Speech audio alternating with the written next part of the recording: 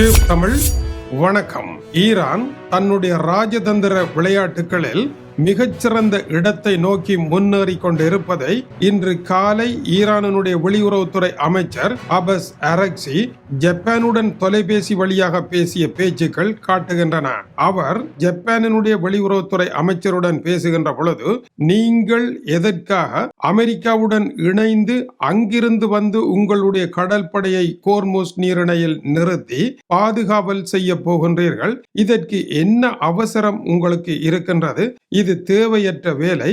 நீங்களும் நாங்களும் நீண்ட காலமாகவே நண்பர்களாக இருந்து வருகின்றோம். எனவே உங்களுடைய கப்பல்கள் எடுத்து செல்லுகின்ற ஆயிலை கோர்முஸ் நீரிணையில் நாங்கள் தடுக்காமல் உங்களுக்கு சிறப்பு அனுமதி தருகின்றோம். உங்களுடைய ஆயில் வர்த்தகம் சிறப்போடு நடக்கட்டும். வீணாக கடற்படையை கொண்டு வந்து வீண் செலவு செய்யாதீர்கள். நீங்கள் கடற்படையை கொண்டு வருவீர்களாக இருந்தால் இந்த நீரிணையில் இருந்து உங்களுடைய ஆயில் செல்ல முடியாத சூழ்நிலை வரும். கடற்படைக்கு பெரும் சேதம் ஏற்படும். தேவையற்ற வேலையை செய்ய வேண்டாம் என்று கூறியிருக்கிறார். இதனால் ஜப்பான் தன்னுடைய கடற்படையை கொண்டு அமெரிக்காவுடன் இணைந்து கோர்முஸ் நீரிணையை பாதுகாக்கத்தான் வேண்டுமா என்ற நிலை நோக்கி நகர்ந்திருக்கின்றது. மேலும் ஜப்பான் கூறுகின்ற பொழுது, நாங்கள் அமெரிக்காவினுடைய நண்பர்களாக இருக்கின்றோம். ஏனென்றால் எங்களுடைய பாதுகாப்பிற்கு அமெரிக்கா தேவை என்பதனால் அணுகுண்டை நம்மீது வீசிய நாடாக இருந்தாலும் நட்பு நிலவுகின்றது.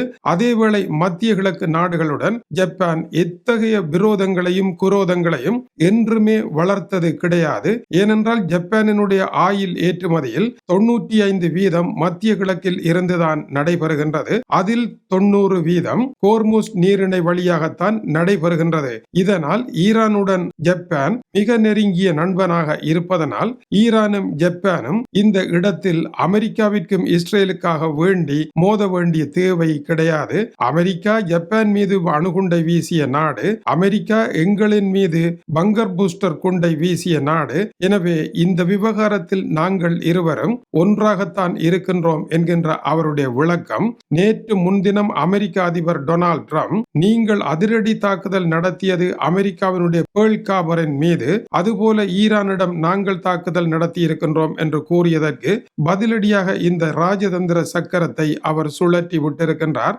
அதேவேளை இப்பொழுது 20 நாடுகள் கோர்முஸ் நீரிணையை பாதுகாப்பதற்கு நாங்கள் தயார் என்று வந்திருக்கின்றன. சற்று முன்னர் டென்மார்க், நோர்வே 2 நாடுகளும் பிரகடனம் செய்திருக்கின்றன தங்களுடைய கப்பல்களும் அங்கு வருவதாக. எனவே ஈரான் இப்பொழுது அவர்களுக்கும் கூறப்போகின்றது, நீங்கள் எல்லாம் எதற்காக இங்கே தேவையில்லாமல் வருகின்றீர்கள்? உங்களுக்கு சிறப்பு சலுகை தருகின்றோம். நீங்கள் உங்களுடைய கப்பல்களை கொண்டு செல்லுங்கள். எங்களுடைய எதிரிகள் யார்? அமெரிக்காவும் இஸ்ரேலும் தான். அவர்களுடைய கப்பல்களுக்கு மட்டும்தான் இனிமேல் தடை இருக்கும். மற்றவர்களுக்கு இங்கே எந்த தடையும் இல்லை என்கின்ற பொழுது ஈரானும் நீங்களும் பகைவர்களாக இருக்க வேண்டிய தேவையில்லை என்று ஈரான் ராஜதந்திர சக்கரத்தை சுழற்றிய பொழுது டொனால்ட் ட்ரம்பிற்கு போரை முன்னெடுக்க முடியாத ஒரு இக்கட்டான நிலையும், நேற்று ஈரானினுடைய அதி உயர் மத தலைவர், மத்திய கிழக்கு நாடுகளிலே உள்ள அமெரிக்க தளங்களை மட்டுமே நாங்கள் தாக்கினோமே அல்லாமல் மற்ற எரிவாயு இடங்களை நாங்கள் தாக்கவில்லை. அது எதிரிகள் தாக்கிவிட்டு எங்களையும் உங்களையும் முடிந்துவிடும் வேலையை தான் செய்தார்கள் என்று வெளியிட்ட அறிக்கைக்கு பின்னர் ஈரானுடைய நிலைப்பாடு இப்படி மாறி இருக்கின்றது. ஈரான் கூறுகின்றது, உலக மக்களை ஏழ்மையிலும் வறுமையிலும் தள்ள வேண்டிய தேவை எங்களுக்கு கிடையாது. உலக மக்கள் எங்களுடைய எதிரிகள் அல்ல. எங்கள் மீது குண்டு வீசிய எங்களுடைய எதிரிகளுக்கு எதிராக மட்டுமே நாங்கள் போரிடுகின்றோம் என்று ஐரோப்பாவை போர்க்களத்தில் இருந்து விலகி செல்வதற்கான வேலையை ஈரான் கச்சிதமாக செய்திருக்கின்றது. இது ஈரானுடைய சிறந்த ராஜதந்திரமாக அமைந்திருக்கின்றது.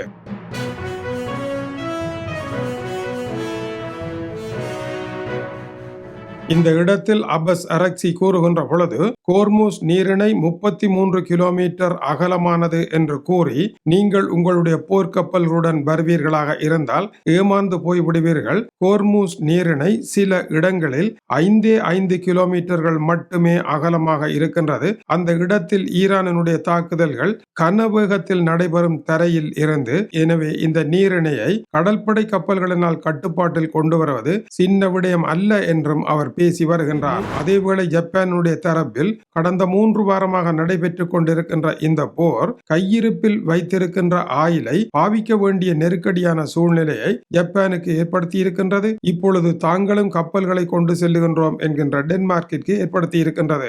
ஆகவே ரிசர்வில் இருக்கின்ற ஆயில் அழிந்து போகுமாக இருந்தால் இந்த நாடுகளினுடைய எதிர்காலமே அச்சமாக மாறிவிடும் என்பதனால் சீனாவை போல இந்த நாடுகள் செயற்படவில்லை. சீனா பெருந்தொகையான ஆயிலை ரிசர்வில் வைத்திருப்பதனால் சீனாவை எதுவும் செய்ய முடியாது. தங்கத்தை பெருமளவில் ரிசர்வில் கொண்டு சென்று சேர்த்திருப்பதனால் அவர்களை எதுவும் செய்ய முடியாத சூழ்நிலையை அவர்கள் உருவாக்கி இருக்கின்றார்கள். தங்கமும் ஆயிலும் இன்று நிறையில் சமமாக இருக்கின்ற காலம் வந்திருக்கின்றது என்பதனால் ரிசர்வை பயன்படுத்த வேண்டிய சூழ்நிலையில் ஈரானுடன் சமரசமாக செல்வது லாபகரமானதாக அமையும் என்றே உலக நாடுகள் எண்ணி அமெரிக்காவுடனான போருக்கு உள்ளே செல்லாமல் இருக்கின்றார்கள்.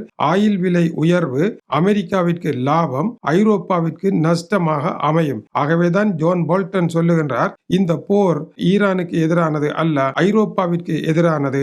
ஐரோப்பா அதிக விலையை கொடுத்து அமெரிக்காவிடமிருந்து ஆயிலை வாங்க வேண்டிய அவலமான நிலைக்குள் செல்லுகின்ற ஒரு போர் என்பதை அவர் சுட்டிக்காட்டி இருக்கின்றார். இந்த நிலையில் சர்வதேச எரிசக்தி வள அமைப்பானது தன்னுடைய கையில் 1.2 பில்லியன் பீப்பாய்கள் ஆயிலை வைத்திருக்கின்றது. இதில் 400 மில்லியன் பீப்பாய்களை உடனடியாக விடுவிப்பு செய்யவும், அதைத் தொடர்ந்து 600 மில்லியன் பீப்பாய்களை அடுத்த கட்டமாக வழங்கவும் யோசித்திருக்கின்றார்கள். ஏனென்றால் ஏறத்தாழ ஆயில் பிரச்சனை என்பது ஓரளவு தணிவு நிலைக்கு வந்திருக்கின்றது. உலக மக்கள் சந்தித்துக் கொண்டிருக்கின்ற நெருக்கடியை தீர்ப்பதற்கான முயற்சிகளில் விரைவாக ஈடுபட ஆரம்பித்திருக்கின்றார்கள். இந்த நிலையில் அமெரிக்கா தன்னுடைய தளங்களை பயன்படுத்தலாம் என்று பிரிட்டன் அறிவித்திருக்கின்றது. தன்னுடைய தற்பாதுகாப்பிற்காக பிரிட்டனுக்கு எதிரான நடவடிக்கைகளை எடுக்க வேண்டி வரும். ஏனென்றால் பிரிட்டன் தளத்தில் இருந்து ஈரானை தாக்கினால் பிரிட்டன் ஈரானுடைய எதிரியாக மாறும் என்று மறுபடியும் அறிவித்திருக்கின்றது. ஆனால் இந்த போர் முடிவடைகின்ற நிலை வந்த காரணத்தினால் தங்களுடைய தளங்களை பாவியுங்கள் என்று அமெரிக்காவை பகைக்காமல் இருப்பதற்கான ஒரு தந்திரத்தை பிரிட்டன் பிரதமர் கெய் ஸ்ட்ரமர் எடுத்திருக்கின்றார் என்பது கூர்ந்து கவனிக்கத்தக்கது. இந்த விவகாரம் ஈரானுக்கும் தெரியும். ஆனால் ஈரான் தெரியாதது போல ஒரு நாடகத்தை ஆடுகின்றதா என்பது உலகறிய ரகசியமாகவும் இருக்கின்றது. அடுத்தபடியாக வெளியாகி இருக்கின்ற இன்னொரு ஆய்வில் டொனால்ட் ட்ரம்பினுடைய வெற்றி செய்தி உண்மையா? டொனால்ட் ட்ரம்பினுடைய வெற்றி செய்தி உண்மையாக இருந்தால் கட்டாரினுடைய எரிவாயு தளத்தின் மீது ஈரான் நடத்திய தாக்குதலை தடுக்க முடியாமல் போயிருக்கின்றது. ஆகவே போர் டொனால்ட் ட்ரம்பினுடைய கட்டுப்பாட்டில் இல்லை. அமெரிக்க படைகள் இருக்கின்ற இடங்களெல்லாம் ஈரானுடைய ஏவுகணைகள் பொழிந்து தள்ளி கொண்டிருக்கின்றன. இவற்றையும் அமெரிக்க அதிபரினால் கட்டுப்படுத்த முடியவில்லை. போரில் வெற்றி என்று அவர் போரை நிறுத்தினாலும் ஈரானுடைய தாக்குதல்கள் தொடரக்கூடிய அளவிற்கு ஈரானுடைய பலம் இருக்கின்றது. எனவேதான் டொனால்ட் ட்ரம்பினுடைய வெற்றி சரியான வெற்றியா என்கின்ற சந்தேகம் ஏற்படுகின்றது என்று டென்மார்க்கினுடைய தொலைக்காட்சி சேவை 2 வெளியாகிய செய்தி தெரிவிக்கின்றது. மேலும் ஈரானுடைய எரிவாயு கட்டமைப்பு மீது இஸ்ரேல் நடத்திய தாக்குதல் தனக்கு தெரியாது என்று டொனால்ட் ட்ரம்ப் கூறுகின்றார். அவர் சொல்வது சரியாக இருந்தால் அவருடைய கட்டுப்பாட்டில் போர் இல்லை என்பதுதானே அர்த்தம். அவருடைய அனுமதி இல்லாமல் தானே ஆக்கியிருக்கின்றது என்றால் அமெரிக்காவினுடைய கட்டுப்பாட்டில் போர் இல்லை. தன்னுடைய கட்டுப்பாட்டில் போர் இல்லாத நிலையில் அமெரிக்கா எப்படி வெற்றி பெற்றிருக்க முடியும் என்றும் அந்த ஆய்வினுடைய நிறைவாக அமெரிக்கா இஸ்ரேல் கூட்டணி அப்படி ஒன்றும் வெற்றி கூட்டணி அல்ல. இருவரும் தங்களுடைய சுயநலத்தை கொண்டிருக்கின்ற காரணத்தினால் தங்களுடைய நலத்திற்கு இன்னொருவரை பயன்படுத்துவதிலும் ஒரு சிக்கல் வருகின்ற பொழுது மற்றவரை மாட்டி விடுவதிலும் இருவரும் ஏட்டிக்கு போட்டியாக இருப்பதனால் இந்த கூட்டணி வெற்றி கூட்டணி அல்ல. இந்த இரட்டையர்கள் ஒன்றாக கச்சேரி வைப்பதற்கு உரியவர்களும் அல்ல என்பது இந்த ஆக்கத்தினுடைய நிறைவு விளக்கமாகவும் இருக்கின்றது. ஈரான் மீதான போர் உலக அரசியலில் மிகப்பெரிய திருப்பு முனையாக அமைய போகின்றது. கைத்தொழில் புரட்சி காலத்தில் உலகம் மாறியதும் 20ஆம் நூற்றாண்டினுடைய நவீனத்தில் உலகம் மாறியதும் 21ஆம் நூற்றாண்டின் உலகத்தின் மாற்றத்திற்கான பிரதான திருப்பு முனையாக இந்த சம்பவமே இருப்பதாகவும் அது குறிப்பிடுகின்றது. தொடர்ந்து இணைந்திருங்கள். மேலும் பல சுவாரஸ்யமான செய்திகள் வந்து கொண்டிருக்கின்றன. இது டியூப் தமிழினுடைய உலக செய்திகளுக்காக டென்மார்க்கிலிருந்து கீசே துரை. வணக்கம் உறவுகளே.